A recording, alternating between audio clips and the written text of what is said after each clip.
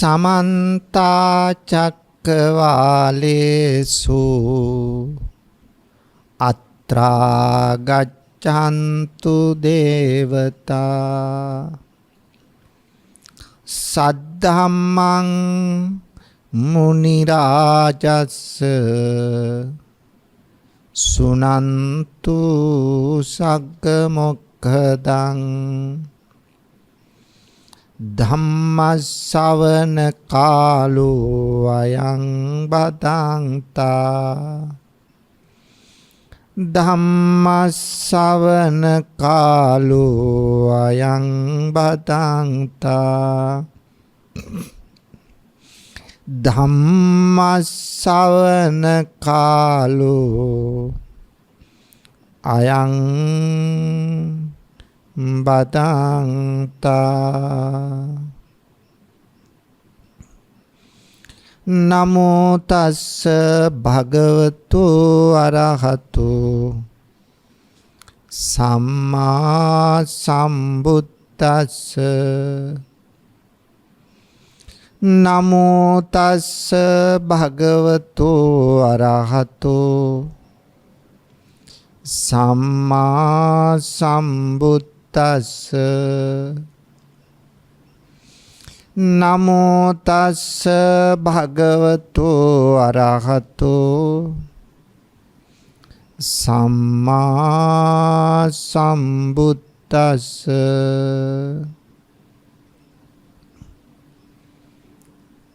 ගරුතර මහා සංඝරත්නයන් අවසරයි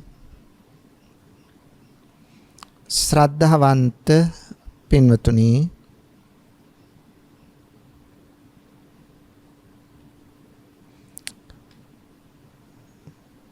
ප්‍රඥා නාලිකාව ඔස්සේ ලංකා වාසී සදහැවතුන්ට පමණක් නෙවෙයි समस्त लोकवासी सदैवतुंटम बुदु बन पदයක් ශ්‍රවණය කළ හැකි වන පරිදි අද මේ උතුම් ධර්ම දානමේ පුණ්‍ය කර්මයෙහි දායකත්වයෙන් කටයුතු කරන්නේ අංක 74න් 1 ශ්‍රී ධර්මපාල මාවත අස්ගිරිය මහනුවර මේ ලිපිනේ පදිංචි කල්යාණී විජේකෝන් ගොඩගම මහත්මිය සහ හේමන්ත ජීවන්දර මහතා දියණිය භාග්‍යා ලෂාන් පුතණුවන් ඇතුළු පවුලේ සියලු දෙනා විසිනුයි. මේ පින්වතුන්ගේ බලාපොරොත්තුව තමයි මීට වසර 31කට පෙර අභාවයටපත් වූ උක්කුබණ්ඩා ගොඩගම ආදරණීය පියාණන්ටත් වසර 22කට පෙර මිය ගිය සෝමාවතී මණිකේ විජේකෝන් ගොඩගම දයාබර මෑණියන්ටත් වසර 23කට පෙර මිය ගිය රංජිත් ගොඩගම හා වසර 2කට පෙර මිය ගිය ආනන්ද ගොඩගම දයාබර සහෝදරයන් ප්‍රදාන පවුලේ මියගිය සියලු ඥාති හිත මිත්‍රාදීන්ටත් මේ උතුම් ධර්ම දාණයෙන් ජනිත වන්නා වූ පුණ්‍ය ශක්තිය අනුමෝදන් වී භවගාමී සසර කෙලවර කොට ලබන උතුම් අමා මහ නිවන සාක්ෂාත් වේවායි ප්‍රාර්ථනා කරනවා. සුජීවත්ව වාසය කරන පවුලේ සියලු දෙනාටත් විදේශ රටවල වාසය කරන සහෝදර සහෝදරියන් දූ දරුවන් ඇතුළු සියලු ඥාති හිත මිත්‍රාදීන්ටත් සුජීවත්ව වාසය කරන ශ්‍රීමාවතී කෝට්ටේ ආරච්චි දයාබර මෑණියන් ඇතුළු පවුලේ සියලු දෙනාටත් අසනීප තත්ත්වයේ පසුවන පවුලේ සියලු දෙනාටත් ඒ.එම්. ටිකිරි බණ්ඩා මහතාටත් ධර්මපාල ප්‍රනාන්දු සහෝදරයාටත් මෙම උතුම් ධර්ම දාණයට සහභාගී වූ සියලු හිත මිත්‍රාදීන්ටත් නිදුක් නිරෝගී සුවපත් භාවය සහ දීර්ඝායු සම්පන්නිය සැලසේවා. සියලු දෙනාගේම ධර්ම මාර්ගයේ පූර්ණිය වේවා. ප්‍රාර්ථනා කරන අතර පවුලේ නමින් මියගිය සියලුම ඥාති හිත මිත්‍ර සහ ලක්වාසී ලෝවාසී සියලු දෙනාත් භවගාමී සසර කෙලවර සුවපත් භාවය ලැබේවායි මේ පින්වතුන් ප්‍රාර්ථනා කරනවා. අපි පුණ්‍යානුමෝදනා කිරීම ආශිර්වාද කිරීම පින්වතුනි ධර්මානුශාසනාව අවසානයේදී සිද්ධ කරමු. එතෙක් බුදු බණ පදයකට අවධානය යොමු කරමු. පින්වතුනි, අපේ ජීවිතයේ සුඛී සුවපත් කරගන්න බණ පදයක් නැතුව බෑ. නිර්වාණය සාක්ෂාත් කිරීමට යමෙකු බලාපොරොත්තු වන්නේ නම් ඒ සෑම කෙනෙක්ම ධර්ම ශ්‍රවණය කිරීම කළ යුතුමයි. ධර්මයෙන් දැනුවත් වෙලා අපි භාවනාවකට යොමු වෙන්න ඕන. භාවනාවත් අත්‍යවශ්‍ය දෙයක්. එහෙත් පින්වතුනි, භාවනාව දැන කළ යුතු දෙයක්.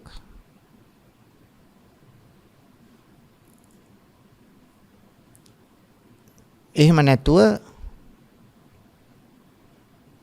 ගුරු ඇසුරකින් තොරව නිකම්ම භාවනා කරන්න යන එක ඒ තරම්ම සුදුසු දෙයක් නෙවෙයි.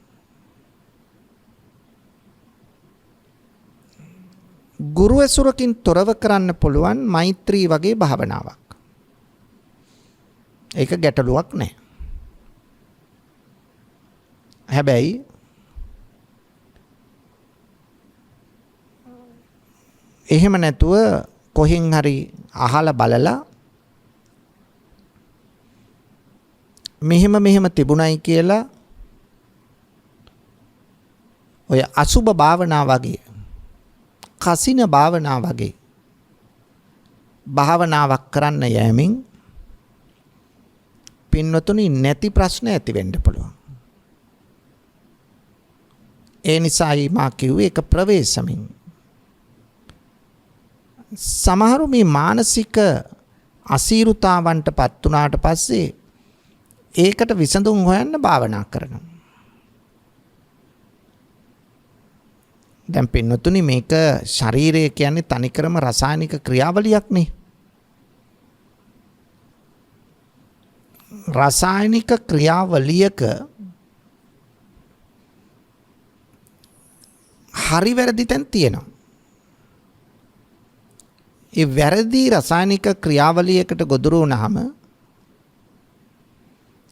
මධ්‍ය ස්නායු පද්ධතියේ යම් ඇතිවන දෝෂ නිසා මනස අවුල් වෙන්න පුළුවන්. ඒවා මානසික රෝග කියලා හැඳින්වුවට පින්වතුනි, ඒවා ශාරීරික දෝෂ නිසා තමයි මනස අවුල් වෙලා තියෙන්නේ.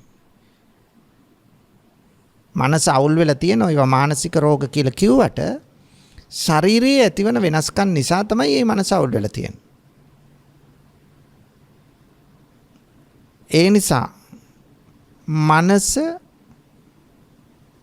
යම් අවුල් සහගත තත්ත්වයක පත්වෙච්ච කෙනෙක් ගුරුපදේශයකින් තොරව භාවනා කිරීමට යාමෙන් ඒ අවුල් තත්ත්වය තවත් වැඩි වෙන්න පුළුවන්, උත්සන්න වෙන්න පුළුවන්. ඒ නිසා එහෙම අය ගුරුපදේශයක් නැතුව භාවනා කරන්න යන්න එපා.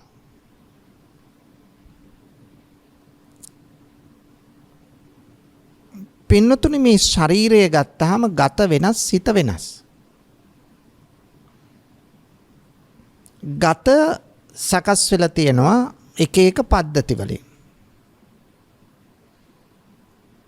දැන් අපි දන්නවා මේ ශ්වසන පද්ධතිය කියලා එකක් තියෙනවා. ස්නායු පද්ධතියක් තියෙනවා. මේ වගේ එක එක පද්ධති වලින් තමයි සකස් වෙලා තියෙන්නේ. හැම වෙලාවෙම රසායනික ක්‍රියාවලියක් මේ ශරීරය ඇතුලේ සිද්ධ වෙනවා.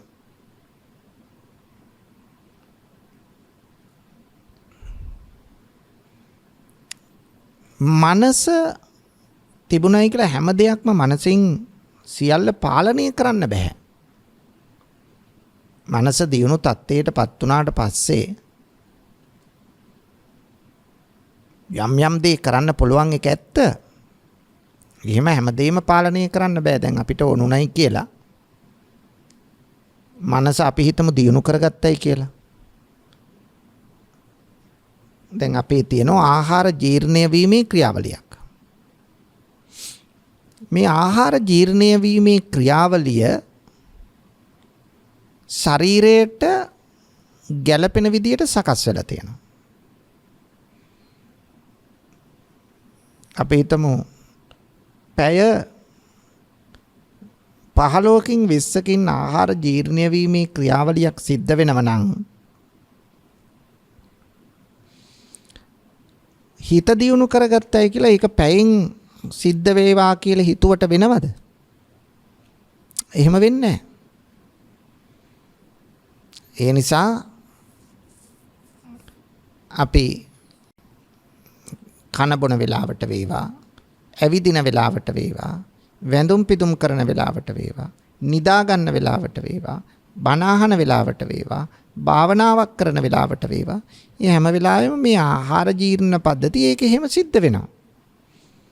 ඒක ස්වයංක්‍රීයව සිද්ධ වෙන දෙයක්. හෘදේ වස්තුවේ ලේ ගමන ස්වයංක්‍රීයව සිද්ධ වෙන දෙයක්.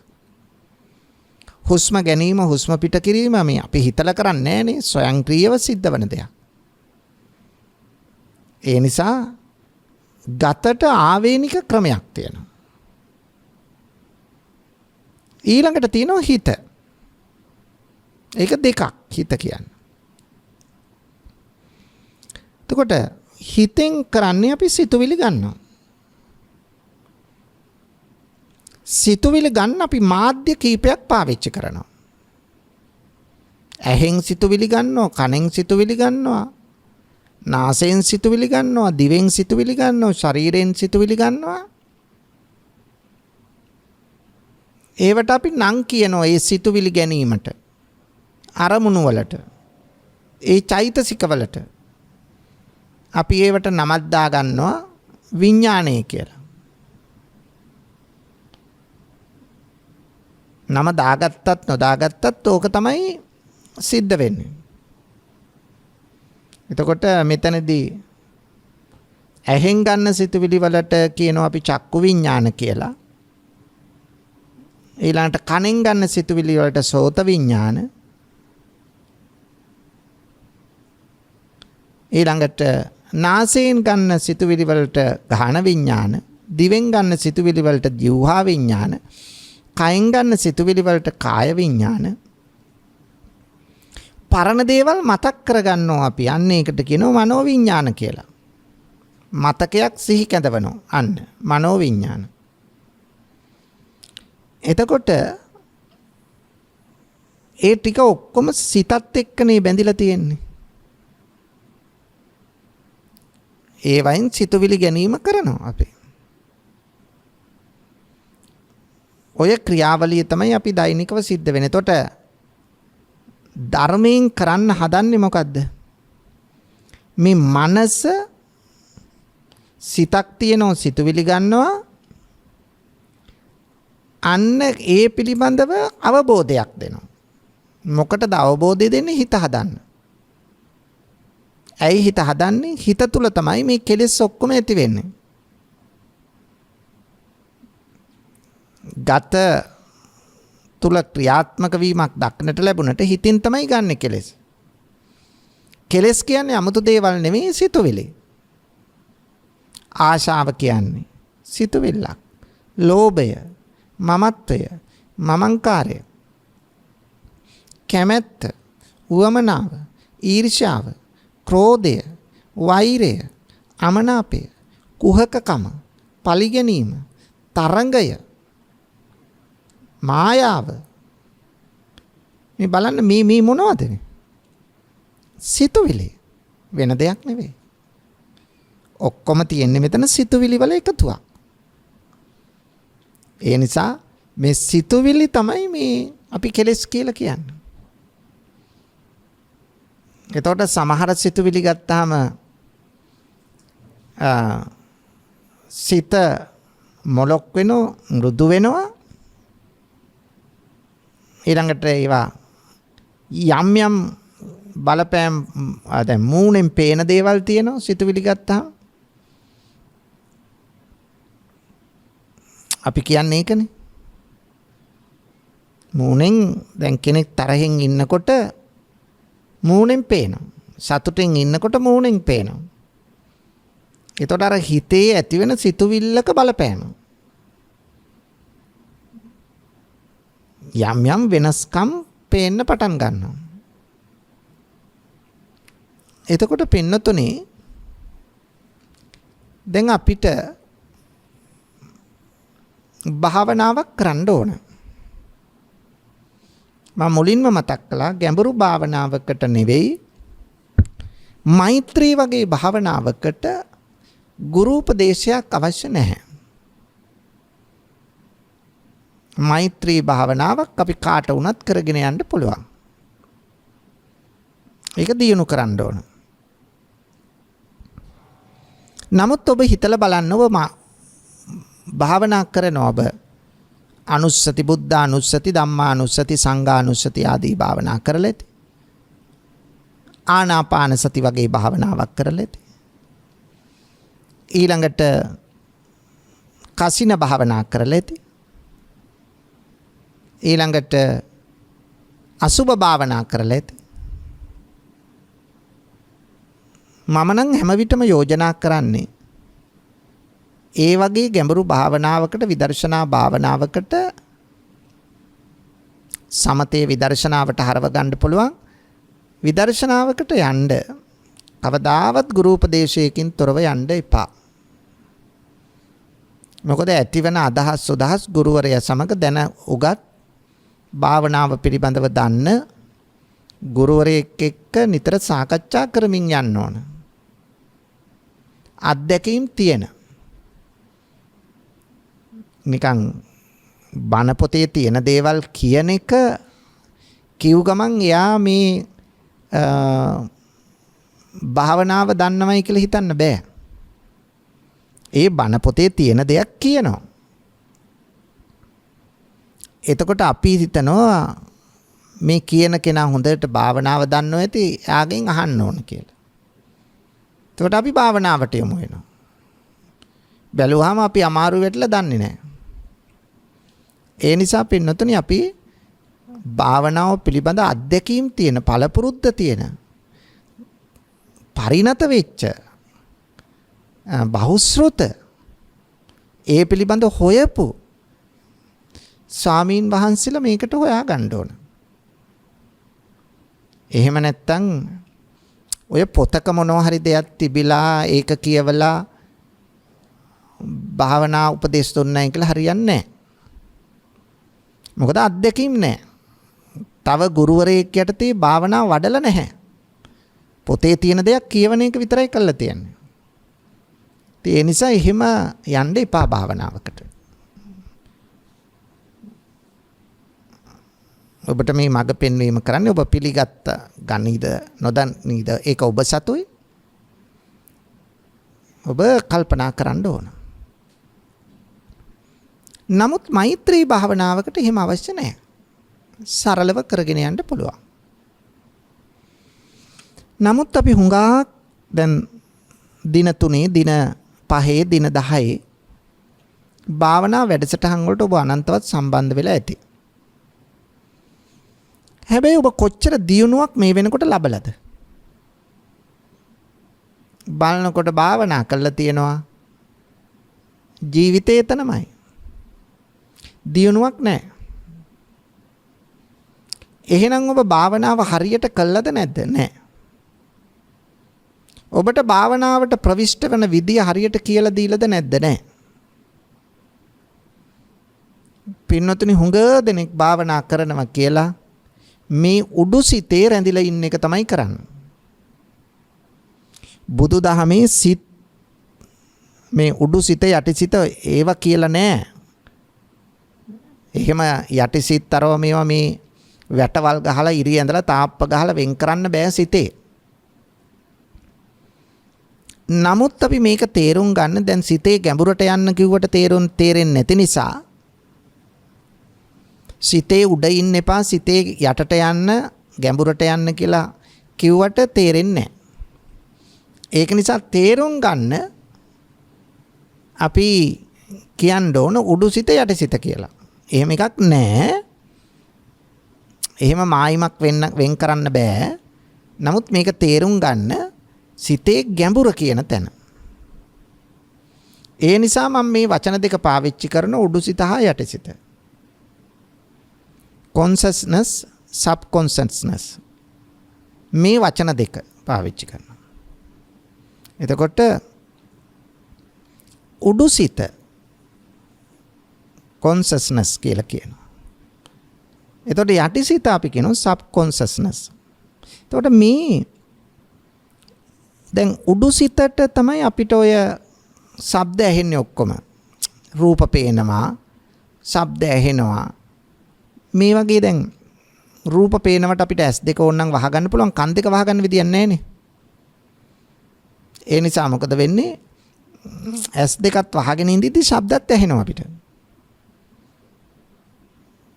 ශබ්ද ඇහෙනකොට අපිට සිතුවිලි පහළ වෙනවා.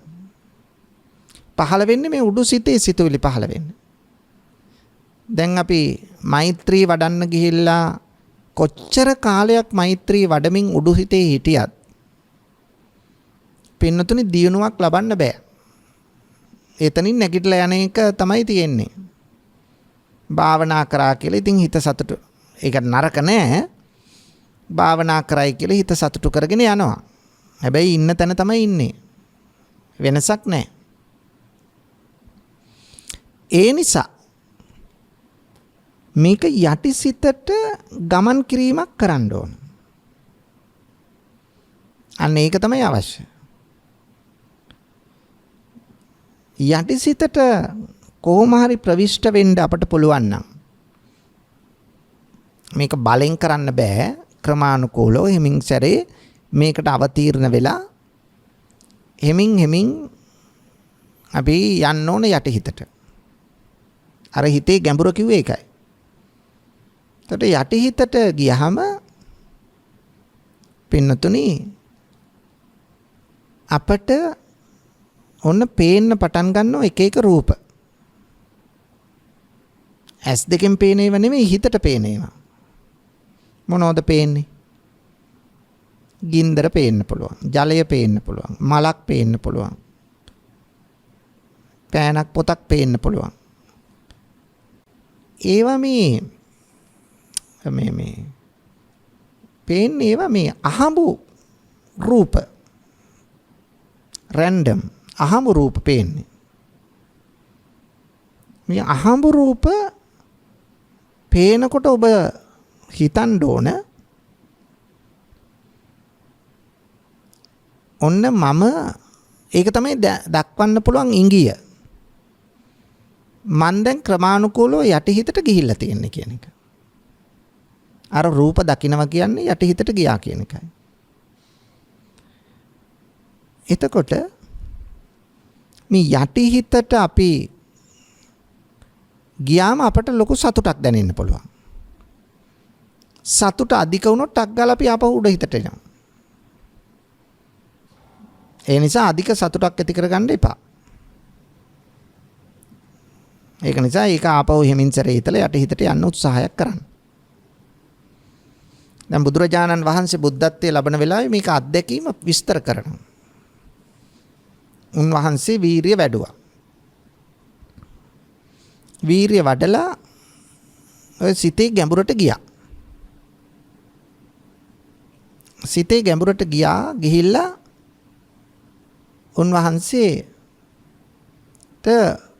ආලෝකය ලැබුණා, සමාධිය ඇති වුණා, රූප පේන්න පටන් ගත්තා. වීරිය වැඩි කළා. වීරිය වැඩි කරනකොට මොකද උනේ? අර පේන රූප නැති වෙලා ගියා. එහෙනම් මේකෙන් තේරුම් ගන්න ඕන වීරිය වැඩි වුණත් හරියන්නේ නැහැ කියන එක. ඊට පස්සේ බුදුහාමුදුරුවෝ පැහැදිලි කරනවා මේ වීරිය අඩු කළා. අඩු කළාම ආයි රූප පේන්න පටන් ගත්තා. ඒ කියන්නේ ආයි අර යටි හිතට ගියා කියන එකයි. තවත් වීරිය අඩු කරා උදාසීන වුණා. උදාසීන වෙනකොට මතුවෙන්නේ තීන මිද්දය. තීන මිද්දේ එනකොට ආයි රූප පෙනීම නතර වුණාය. ඒ නිසා ඔය දෙපැත්තෙම අන්තවාදී වෙලා බෑ. වැඩි වීරියත් හොඳ නැහැ. අලසකමත් හොඳ නැහැ. මේ දෙක අතර තමයි අපි ඉන්න ඕන. එතකොට තමයි අපිට ප්‍රවිෂ්ඨ වෙන්න පුළුවන් වෙන්නේ මේ ගැඹුරු සිතට. නැත්තම් සිතේ ගැඹුරට. නැත්තම් යටි හිතට. ආන්න ඒ යටි හිතට යන්න තමයි අපි උත්සාහ කරන්න ඕන. එතකොට යටි හිතේ ඉඳගෙන දැන් භාවනාවකට දැන් මෛත්‍රී භාවනාව තමයි අපි මේකේ කතා කරන්නේ. දැන් යටි හිතේ අපි ඉඳෙද්දී අපට ඉස්සෙල්ලාම උඩුහිතට භාවනාව ගත්ත ගමන් අපිට නිදිමතක් එන්න පුළුවන්. දැන් නිදිමත නිින්ද යන්න දුන්නොත් ඒකෙන් වැඩක් නැහැ. නිින්ද යනකොට අපි යටිහිතට යනවා. හැබැයි යටිහිතට ගියාට සිහිය නැහැනේ. නිින්දෙදි කරන දේවල් අපි දන්නේ නැහැනේ. ඒකයි. දැන් අපි රාත්‍රියට නිදාගත්තාම යටිහිතට යනවා. එතකොට අපේ ශරීරයම සමහර වෙලාවට හුස්ම ගැනීම අඩු වෙන්න පුළුවන්. හෘදේ වස්තුවේ ලේ ගමන අඩු වෙන්න පුළුවන්. ඒ ප්‍රතිසංස්කරණ කටයුතු නිින්දෙදී අපේ ශරීරය කරගන්නවනේ. ඒ නිසා ඒ වගේ දේවල් වෙන්න පුළුවන්. ඒ වුණාට එතන සිහිය නැති නිසා යටිහිතට ගියාට ප්‍රයෝජනයක් නැහැ. දැන් මෙතන කියන්නේ ඒක නෙවෙයි. යටිහිතට යන්න සිහියත් එක්ක යටිහිතට ගියාට පස්සේ ආන්න අපිට එතනදී පුළුවන් වෙනවා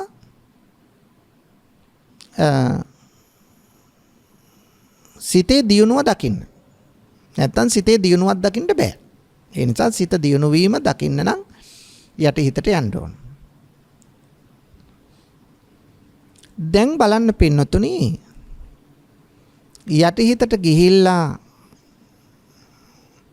දැන් අර වගේ රූප දකිනකොට අපිට තේරෙන්න ඕන අපි දැන් සමාධියකට ඇවිල්ලා ඉන්නේ. මේ සමාධිය තමයි වර්ධනය කරන්න ඕන. චිත්ත සමාධිය. සමාධිය දිගට වර්ධනය කරන්න. එතකොට තමයි සිතේ දියුණුව ඇති වෙන්නේ. එතකොට දැන් අපි ගත්තේ මොකද්ද? කමඨහනක්. දැන් මේ චිත්ත සමාධියට යන්න යටිහිතට යන්න අපිට තියෙන උපක්‍රමයක්. උපක්‍රම වලට තමයි අපි යොදාගන්නේ කමඨහන කියන එක. සමත භාවනාවට සම්බන්ධ කර්මස්ථාන කමඨහන් 40ක් තියෙනවා. මේ කමඨහන කියන උපකරණයෙන් තමයි අපි යටිහිතට යන්න ඕන. ඒක තමයි අපි ඇඳ ගන්න ඕන මේකේ. කමඨහන තමයි ඇඳ ගන්න ඕන. ඒ කමඨහන නැමැති ඇඳුමින් තමයි ඒක ඇඳගත්තම තමයි යටිහිතට යන්න අපට පිහාටු ලැබෙන්නේ. ඒකයි. ඒ නිසා දැන් අපි ගන්නේ මෛත්‍රිය නැමැති කමඨහන. මෛත්‍රිය නැමැති භාවනා උපදේශය. ඒක තමයි අපි ගන්න ඕන. එතකොට මං කිව්වා මේ මෛත්‍රිය වඩන්න ගුරු උපදේශ අවශ්‍ය නැහැ. අහගන්න ඕන කවුරු හරි. මං කියන්නේ ළඟ ඉන්න එක අවශ්‍ය නැහැ. අනෙක් භාවනා ආනාපාන සතිය එහෙම නැත්තම් මේ ඔය අසුබ භාවනා මේව කරන්න ගුරු උපදේශ අවශ්‍යයි. එනිසා ගුරු උපදේශයක් ඕන නැහැ. මේකට ළඟ ඉන්න ඕනේ නැහැ. ඔබට මෛත්‍රී කරන්න පුළුවන්. දැන් කොහොමද මෛත්‍රී වඩන්නේ? මෛත්‍රිය පටන් ගන්න තමන්ගෙන්. මම නිදුක් වේවා, නිරෝගී වේවා, සුවපත් වේවා, දුකෙන් මිදේවා. දැන් ඕකට අපි මෛත්‍රී කරන්න ගියා අපි බොහෝ දුරට කරන්නේ වාක්‍ය කියවනවා. බුදුගුණ භාවනාව කරන්න ගියත් වාක්‍ය කියවනවා. නමුත් මේක වාක්‍ය කොච්චර කාලයක් කියන එක නරක නෙවෙයි. කිය හිටියත් දියුණුවක් ලබන්න බෑ. මේක ප්‍රායෝගික වැඩපිළිවෙලක් නේ පින්නතුනි. ඒ නිසා මම නිදුක් වේවා, එහෙම නැත්නම් නිරෝගී වේවා, සුවපත් වේවා, වෛර නැත්තේක් වේවා, ඊර්ෂ්‍යා නැත්තේක් වේවා, මෙහෙ කිය ඉඳලා වැඩක් නැහැ. උඟාක් තැන්වල කරන්නේ කියව ඉන්නවා. දවසේම කිය ඉඳලා නැගිටලා යනවා. එතකොට ඉඳලා තියෙන උඩු හිතේ විතරයි. උඩු හිතටවත් සමාල්ලාවට යන්නේ නැහැ කියවනකොට. ඒක හිතින් හිතන්න ඕන. දැනුවත් වෙන්න ඉස්සෙල්ල කියලා දෙන එක ඕන. කියලා දුන්නට පස්සේ කියව භාවනා කරන්න බෑ. ඒ නිසා කරන්න ඕන කියවලා දැනුවත් වූ දේ තනියම ප්‍රැක්ටිස් කරන්න ඕන. එහෙම නැතුව බෑ පෙන්නතොනේ. තනියම ප්‍රැක්ටිස් කරන්න ඕන. එතකොට දැන් මේකට මොකද්ද ඉරියව්ව? දැන් සමහරු මෛත්‍රී භාවනාව කරන්න ගියත් බිම වාඩි වෙන්න ඕනේ. කකුල් දෙක නමාගෙන බද්ධ පර්යංකෙන් අර්ධ පර්යංකෙන් ඉන්න ඕනේ. එහෙම අවශ්‍ය නැහැ. මේ ශරීරය වෙනයි හිත වෙනයි කියලා මං කියවනේ. එතකොට ශරීරය වෙනයි හිත වෙනයි නම් මේ ශරීරය හැදිලා තියෙන මේ භාවනා කරන්න නෙවෙයි නේ පින්නතුනේ. මේක ජීව ක්‍රියාවලියක්. ඒක නිසා මේ ශරීරයට වේදනාදිදී භාවනා කරන්න බෑ. දැන් බුදුහාමුදුරුවෝ ඒක නිසානේ අත්තිකිලමතාණු යෝගයේ අත්තරිය දුෂ්කර ක්‍රියාව. නැත්තම් උන්වහන්සේට ඒකම ගිහිල්ලා නිවන හොයාගන්න තිබුණානේ. දෙන්න පුළුවන් උපරිම දුක් දුන්නනේ. ඒක අසාර්ථකයි. ඒක හරියන්නේ නැහැ. ඒ නිසා ඒක අතහැරියා. ඒ නිසා දැන් සමහරු කියන මේ ඉරියව්වම ඕන නැහැ. එහෙම එකක් අවශ්‍ය නැහැ. ශරීරයට වේදනා දෙන ඉරියව්වක ඉඳගන්න එපා. අපි ඉන්නේ සමතේනේ. විදර්ශනාවට ගිහිල්ලා නම් ඒකේ වෙනම කතන්දරයක් තියෙනවා. ඒ නිසා පින්නතුනි දැන් සමතය වඩද්දී අපට විශේෂ ඉරියව්වක් ඕනේ. බිම වාඩි වෙන්නම අවශ්‍ය නැහැ. අමාරු නම් පුටුවක ඉඳ ගන්න. පුළුවන් තරම් අතපය වලට වේදනාවක් නැති වෙන ඉරියව්වක ඔබ ඉන්න. ශරීරයේ නිදහසේ තියාගන්න. දැන් ශරීරයට වේදනා දෙන්න නෙවෙයි වේදනා දීලා භාවනා කරන්න බෑ. ශරීරයට වේදනා දෙන්න ඕනේ නැහැ. ශරීරය සැහැල්ලුව තියාගෙන හිතත් එක්ක මේ ගනුදෙනුව කරන්න. එතකොට දැන් ඔන්න හිත දියුණු කරන වැඩපිළිවෙලකට අපි යනවා. දැන් අපි මෛත්‍රී කරනකොට මේ මෛත්‍රිය පින්වතුනි මම නිදුක් වේවා. දැන් මගෙන් මේ පටන් ගන්න දැන් S2 වහගන්නවා අපිට මේවා වටා පිටාව පේන නිසා. අපි දැන් උඩු හිතේ ඉඳලා යටි හිතට ගියයි කියලා තවත් ඉඟියක් දෙන්න පුළුවන්. අපිට තියෙන බාහිර ශබ්ද ඇහෙනෝනේ. S2 වහගත්තට කන් දෙක වහගන්න බෑ කියලා මං කිව්වනේ. බාහිර ශබ්ද ඇහෙනවා. ඔබට යම් තවත් තරමක් දුරට බාහිර ශබ්ද ඇහෙද? කුරුල්ලෙක් කෑ ගහන වේවා, ෆෑන් එකක් වැඩ කරන වේවා, එහෙම නැත්නම් ළමයි කෑ ගහන මොනවා හරි දෙයක්. යම් වේලාවක් ශබ්ද ඇසෙන්නේද ඔබ ඒකෙන් තේරුම් ගන්න ඕන තාම මම යටිහිතට ගිහිලා නැහැ කියන එක. උඩු හිතේ තාම ඉන්නේ කියන එක. යටිහිතට ගිය ගමන් ඔය සේරම ශබ්ද ඇහෙනේව නතර වෙනවා. ඇහෙන්නේ නැහැ. සිහියක් තියෙනවා යටිහිතට ගිහිල්ලක් තියෙනවා. එතකොට ශබ්ද ඇහෙන්නේ නැති වෙනවා. ඔන්න තවත් ඉංගියක්. එතකොට ශබ්ද බාහිර ශබ්ද ඇසීම නතර වෙනවා යටිහිතට ගියාම. දැන් අහන්න එපා උඩු හිත කොහෙද යටිහිත කොහෙද තියෙන්නේ මේවා. එහෙම නෙවෙයි මම මේ යටිහිත කියලා කිව්වේ බුද්ධ ආගමේ එහෙම වෙන් කරලා කියනවයි කියන එක නෙවෙයි. සිතේ ගැඹුරට යාම කියන එක කිව්වේ. ඒක නිසා සිතේ ගැඹුර කියන එක තමයි මේ යටිහිත කියලා කිව්වේ. එහෙම නැත්නම් එහෙම එකක් බුද්ධ ආගමේ කියන්නේ නැහැ. මොකද එහෙම මායින් කරන්න බෑ වැටවල් ගහලා හිතක. ඒ නිසා සිතේ ගැඹුරට යාම. මේ ගැඹුරට ගියහම ඔන්න අපට තියෙනවා මොකද්ද?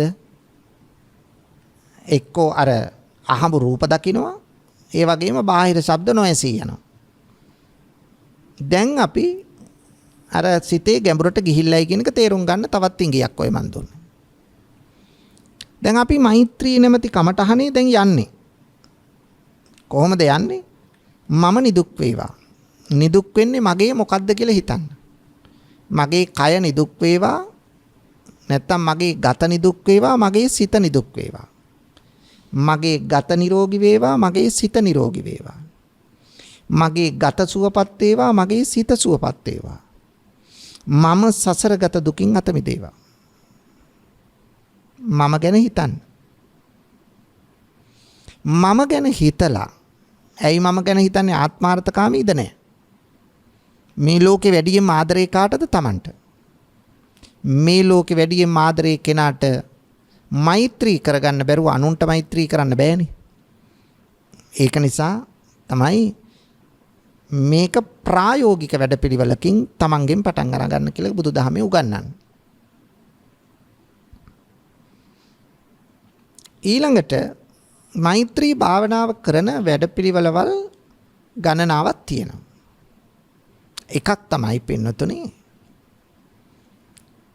අපිට හිතන්න පුළුවන් අපා දෙපා සිව්පා බහුපා කියන මේ ක්‍රමයට. මාමං අපාදකෝ හිංසි මාමං හිංසි දීපාදකෝ මාමං චතුප්පදෝ හිංසි මාමං හිංසි බහුප්පදෝ. මගෙන් පටන් අරගෙන ඊළඟට හිතනවා පාද නැති සත්තු. ඒගොල්ලොන්ගෙත් කය නිදුක් වේවා, සිත නිදුක් වේවා. කය නිරෝගී වේවා, සිත නිරෝගී වේවා. කය සුවපත් වේවා, සිත සුවපත් වේවා. ඒ අයද සසර දුකින් අත මිදේවා. අන්න අපා පාද නැති අය. දෙපා. කවුද දෙපා? දෙපා සත්තු තමයි අපි. මිනිස්සු. තව ඉන්නවනේ දෙපා ඇති අය කුරුල්ලෝ ගන්නකෝ. පාද දෙකක් තියෙනවා. තව ලෝකේ ඕන තරම් සත්තු ඉන්න පුළුවන් පාද දෙකේ. ගොඩ බිමෙත් ඉන්න පුළුවන්, දියෙත් ඉන්න පුළුවන්. එතකොට මෙන්න මේ වගේ දෙපා ඇති සත්තු. ඒගොල්ලොන්ගෙත් ගත නිදුක් වේවා, සිත නිදුක් වේවා. ගත නිරෝගී වේවා, සිත නිරෝගී වේවා. ගත සුවපත් වේවා, සිත සුවපත් වේවා. ඔවුන්ද සසරගත දුකින් අත මිදේවා. ඊළඟට සිව්පා සත්තු පාද හතරක් තියෙන සත්තු ලෝකේ. මේ පාද හතරක් තියෙන සත්තුන් ගැනත් අරම හිතනවා. ඊළඟට බහුපාද පාද ගොඩාක් තියෙන සත්තු ඉන්න ඕන තරම්. ගොඩ බිමත් ඉන්නෝ, දියෙත් ඉන්නෝ. අන්න ඒ සත්තු ගැනත් හිතනවා. හිතනවා මේ සත්තු පෙනෙන මානේ ඉන්නත් පුළුවන්, නොපෙනෙන මානේ ඉන්නත් පුළුවන්.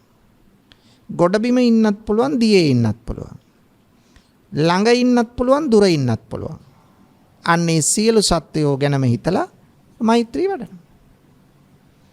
මේ කමටහන පාවිච්චි කරලා මේ ගැඹුරට යාම කරන්න. ඒකයි මේකේ අවශ්‍ය. එතකොට මේක සිතේ දියුණුවක් දක්වා යන්න පුළුවන්. නැත්තම් ඉතින් එක තැනම තමයි. ඒ නිසා එක තැන හිටියයි කියලා කොච්චර කාලයක් වැඩක් නැහැ.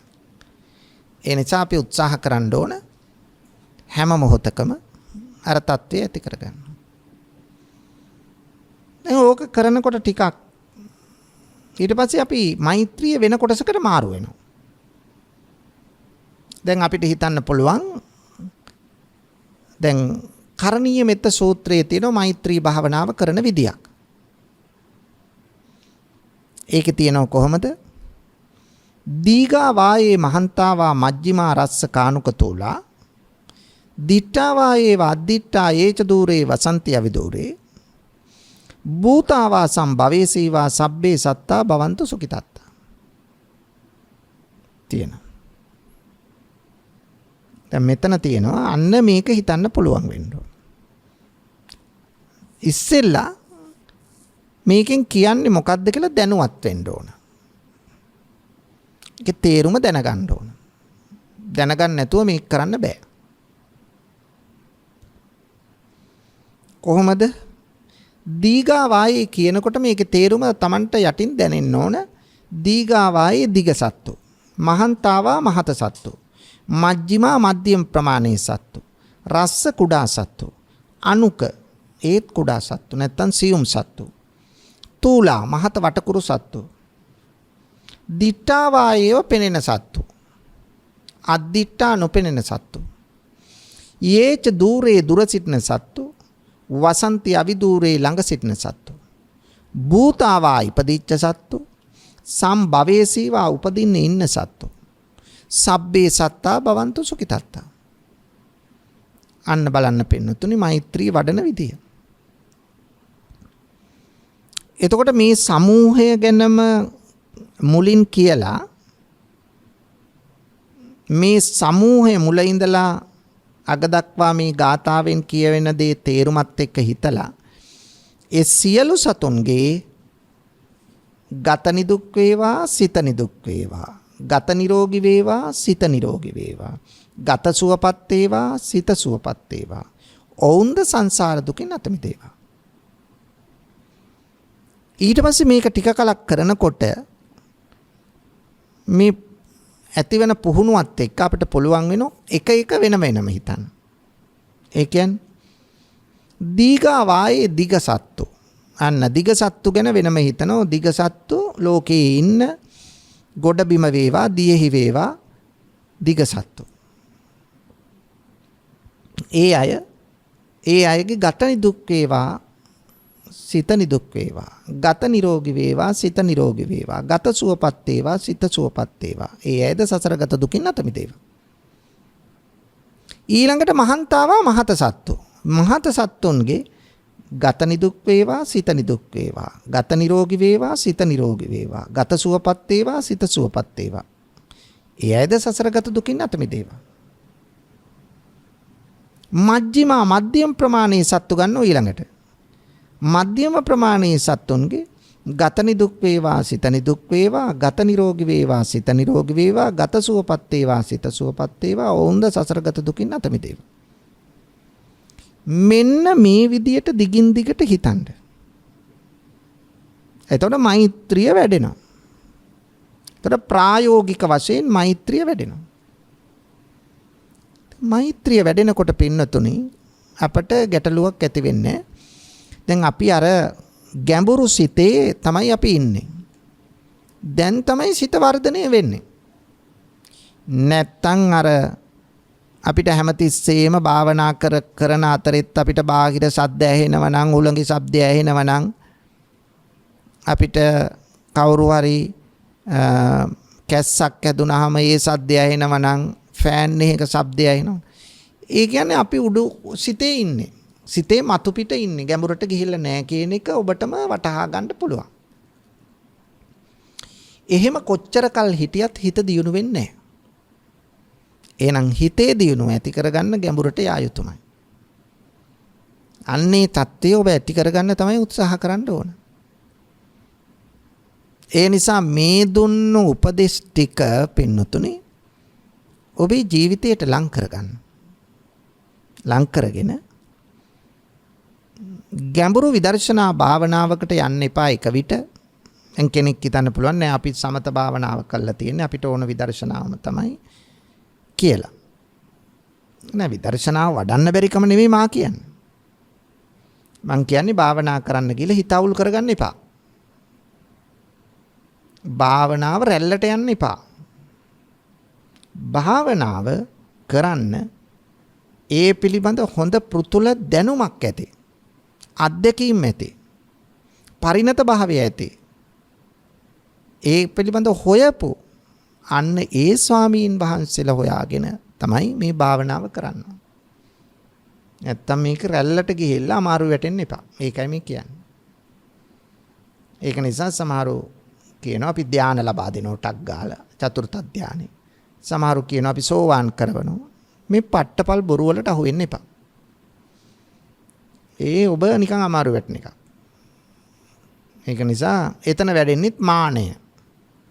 මම ධානයක් ලැබුවයි කියලා කී යනවා. මං සෝවාන් වුණයි කියලා කී යනවා. ඒ කියන්නේ මානයනේ එතන තියෙන්නේ. මොන මේ හිතේ දිනුවන්ත. ඒ නිසා අන්නේ தත්ත්වයටපත් නොවි ඔබ උත්සාහ කරන්න. හරියට යමක් තේරුම් අරගෙන මේ දේ කළොත් ඔබට ඔබේ ජීවිතේට අලුත් අත්දැකීමක් ලබා ගන්න පුළුවන් වේවි. අන්නේ தත්ත්වය ඇති කරගන්නට ඔබ සියලු දෙනාටම මේ බණපදය ශක්තියක් වේවායි මා ප්‍රාර්ථනා කරනවා. පින්නතුනි අද මේ ධර්ම දේශනාවෙහි පුණ්‍යවන්ත දායකත්වයෙන් කටයුතු කළේ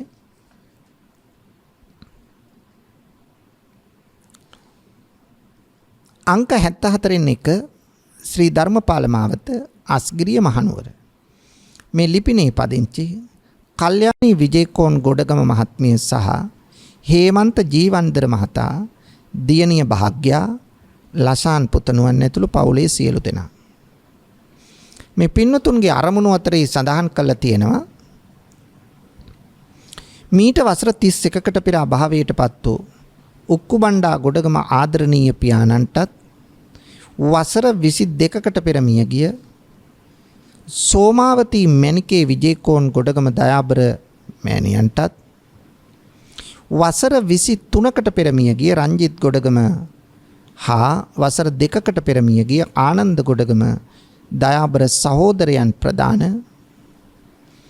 පවුලේ මියගිය සියලු ඥාති හිත මිත්‍රාදීන්ට මේ උතුම් ධර්ම දාණයෙන් ජනිත වන්නා වූ පුණ්‍ය ශක්තිය අනුමෝදන් වේ.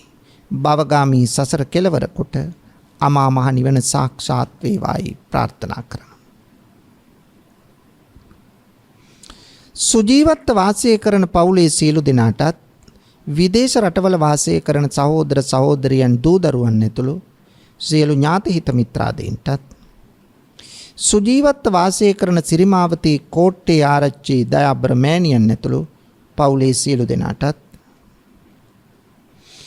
අසනීප තත්ත්වයේ පසුවන පවුලේ සියලු දෙනාටත් ඒ.එම්. ටිකිරි බණ්ඩා මහතාටත් ධර්මපාල ප්‍රනාන්දු සහෝදරයාටත් මෙම උතුම් ධර්ම දානය සඳහා සහභාගී වූ සියලු හිත මිත්‍රාදීන්ටත් නිදුක් නිරෝගී සුවපත් භාවය සහ දීර්ඝායු සම්පන්නිය සැලසේවා. සියලු දෙනාගේ ධර්ම මාර්ගයේ සම්පූර්ණ වේවායි ප්‍රාර්ථනා කරනවා. ඒ වගේම පවුලේ නමින් මියගිය සියලුම ඥාති මිත්‍රාදීන් සහ ලක්වාසී ලෝකවාසී සියලු දෙනාත් භවගාමී සසර කෙලවර කොට සුඛී සුවපත් භාවයට පත් වේවායි මේ පින්වතුන්ගේ ප්‍රාර්ථනාවයි. ඒ නිසා අපි සියලු දෙනාටම ඔබට ප්‍රාර්ථනා කරනවා දායකත්වයේගත් පින්වත් හැම දෙනාටම තුනුරුවන්ගේ අනන්ත ගුණ බලයෙන් දලදා හාමුදුරන්ගේ පිහිටෙන් ජයශ්‍රී මහ බෝසමිඳුන්ගේ ආශිර්වාදයෙන් නිදුක් නිරෝගී බව ලැබේවා. කාය චිත්ත පීඩාවක් සිද්ධ නොවේවා.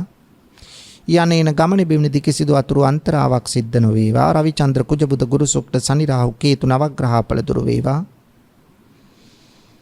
මෙලොව යහපත වේවා. ප්‍රාර්ථනා ඉෂ්ට වේවා. ධර්ම මාර්ගයේ ගමන් කොට ඉක්මන් භවයකදීම උතුම් අමා මහ නිවනම සාක්ෂාත් වේවායි ප්‍රාර්ථනා කරනවා. ගෞරවනීය ධර්මදේශකයාණන් වහන්සේටත් මේ උතුම් ධර්ම දේශනාව තුළින් වහවහ චතුරාර්ය සත්‍ය අවබෝධ වේවා, නිදුක් වේවා, නිරෝගී වේවා, සුවපත් වේවායි මේ පින්වතුන් ප්‍රාර්ථනා කරනවා. මේ සියලු ප්‍රාර්ථනා ඒ අයුරින් ඉෂ්ට සිද්ධ වේවා. මෙලොව යහපත වේවා, පරලොව සුගතිය වේවා, අවසන අමා මහ නිවනම සාක්ෂාත් වේවායි ප්‍රාර්ථනා කරමු. ආකාසට්ටා ච බුම්මට්ටා දේවා නාග මහිද්దికා පුඤ්ඤන්තං අනුමෝදිත්වා චිරං රක්ඛන්තු ශාසනං. ආකාසට්ටා ච බුම්මට්ටා දේවා නාග මහිද්దికා පුඤ්ඤන්තං අනුමෝදිත්වා චිරං රක්ඛන්තු දේශනං. ආකාසට්ටා ච බුම්මට්ටා දේවා නාග මහිද්దికා පුඤ්ඤන්තං අනුමෝදිත්වා චිරං රක්ඛන්තු මං පරන්ති. මෝහක්ඛයෝ නිබ්බානං